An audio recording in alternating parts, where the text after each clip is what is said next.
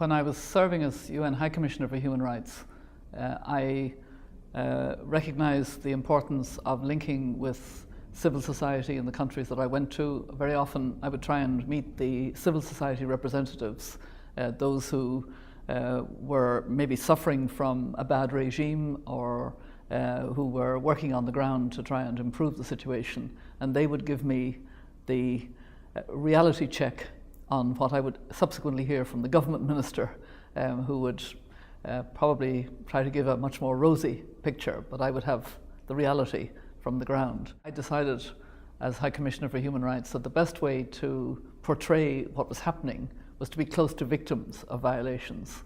And in order to really get to the victims of the worst violations, you needed those who were working in the community, the small human rights defenders, organizations, the small networking that would help you to do that.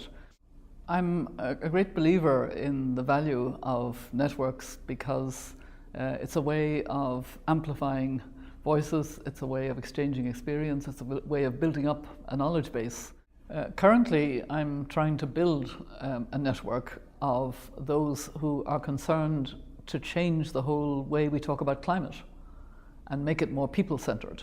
I have a foundation on climate justice because we have to realize that it's not just science and environmental issues and economic issues.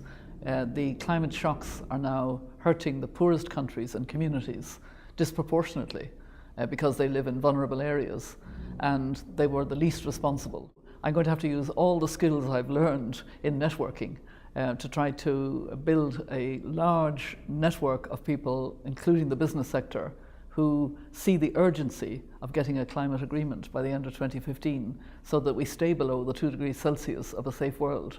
And I believe the only way we will do it is we make this a problem about people, not a problem about faraway trends that may or may not affect us in the future. It's happening now, and it's affecting people and undermining their livelihoods and their food security.